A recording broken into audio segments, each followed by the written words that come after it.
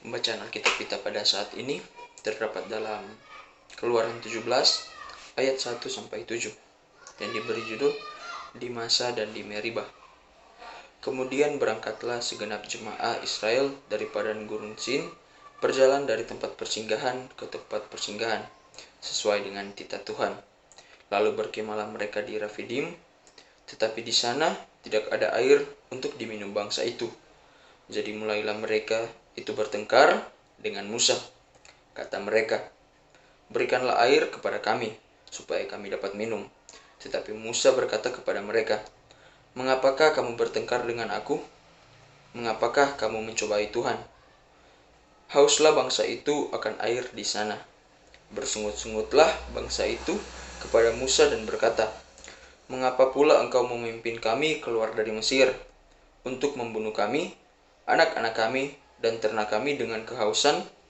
Lalu berseru-serulah Musa kepada Tuhan. Katanya, "Apakah yang akan kulakukan kepada bangsa ini? Sebentar lagi mereka akan melempari aku dengan batu." Berfirmanlah Tuhan kepada Musa, "Berjalanlah di depan bangsa itu, dan bawalah beserta engkau beberapa orang dari antara para tua-tua Israel. Bawalah juga di tanganmu tongkatmu yang kau pakai memukul sungai Nil, dan pergilah. Maka aku akan berdiri di sana, di depanmu, di atas gunung batu di Horeb. Haruslah kau pukul gunung batu itu, dan dari dalamnya akan keluar air, sehingga bangsa itu dapat minum." Demikianlah diperbuat Musa di depan mata tua-tua Israel. Dinamailah tempat itu Masa dan Meribah, oleh karena orang Israel telah bertengkar, dan oleh karena mereka telah mencobai Tuhan dengan mengatakan, "Adakah Tuhan di tengah-tengah kita atau tidak?" Sampai di sana pembacaan Alkitab kita pada saat ini. Judul perenungan kita saat ini adalah bersyukur. Teman-teman yang dikasihi oleh Tuhan Yesus Kristus, pasti kita semua terkejut bila kita mendengar rekaman percakapan kita sepanjang hari. Kita akan terkejut bila kita mengetahui betapa banyak waktu yang kita pakai untuk mengeluh dan bersungut-sungut setiap saat. Kita mengeluh ketika kita tidak mendapatkan uang jajan. Kita juga bisa mengeluh ketika kita tidak bisa keluar rumah. Dan kita juga bisa mengeluh karena pekerjaan rumah yang harus segera dikumpulkan. Itu adalah contoh-contoh kita, teman-teman yang dikasihi oleh Tuhan Yesus Kristus. Dalam bacaan Alkitab kita pada saat ini, kita juga mendengar bahwa bangsa Israel yang sedang berada di padang gurun Rafidim, mereka kehausan. Rasanya mereka ingin mati. Kita bisa membayangkan bagaimana mereka yang ada di sana ketika mereka kehausan, dan di depan mereka itu harus melawan orang Amalek.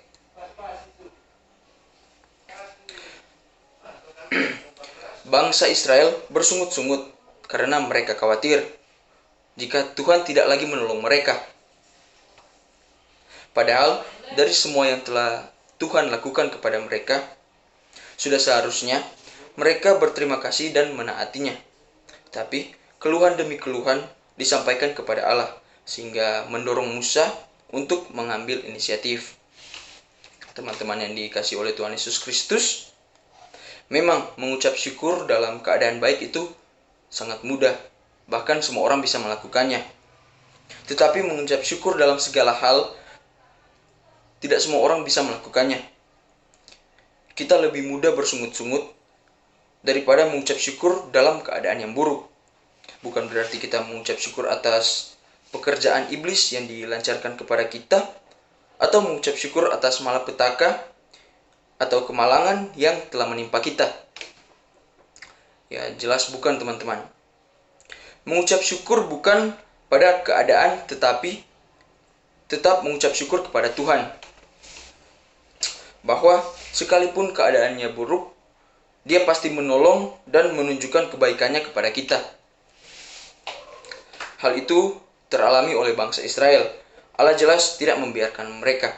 Seperti yang tertulis, "Berfirmanlah Tuhan kepada Musa, Berjalanlah di depan bangsa itu dan bawalah beserta engkau beberapa orang dari antara para tua-tua Israel.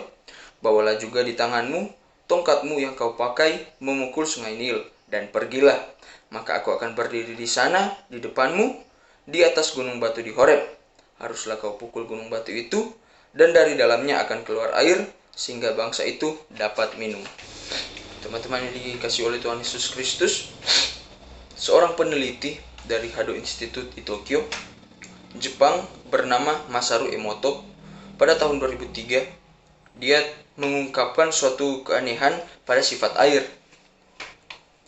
Melalui pengamatannya, 2000 contoh foto kristal air dikumpulkannya demi menemukan partikel molekul air yang bisa berubah-ubah. Anehnya, perubahan tersebut tergantung pada perasaan manusia yang ada di sekelilingnya. Emoto juga menemukan bahwa partikel kristal air terlihat menjadi indah dan mengagumkan apabila mendapat reaksi positif di sekitarnya. Misalnya dengan kegembiraan dan kebahagiaan. Namun, partikel kristal terlihat menjadi buruk ketika efek negatif yang ada di sekitarnya, seperti kesedihan ataupun bencana. Hal ini disampaikan dari buku Message from Water atau Pesan dari Air. Emoto menyimpulkan bahwa partikel air dapat dipengaruhi oleh suara musik, doa-doa dan kata-kata yang ditulis, termasuk juga ucapan syukur.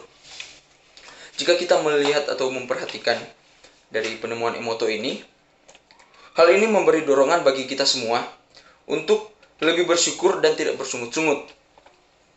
Paulus mengajarkan bahwa hati yang berlimpah dengan ucapan syukur berasal dari iman yang teguh. Bahkan berulang kali ia telah katakan, bersukacitalah senantiasa dalam Tuhan.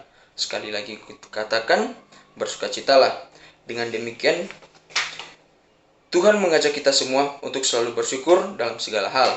Dan semoga apa yang telah kita dengarkan pada saat ini bisa tersimpan di dalam hati dan pikiran kita dan bisa kita aplikasikan dalam kehidupan kita sehari-hari. Amin, firman Tuhan.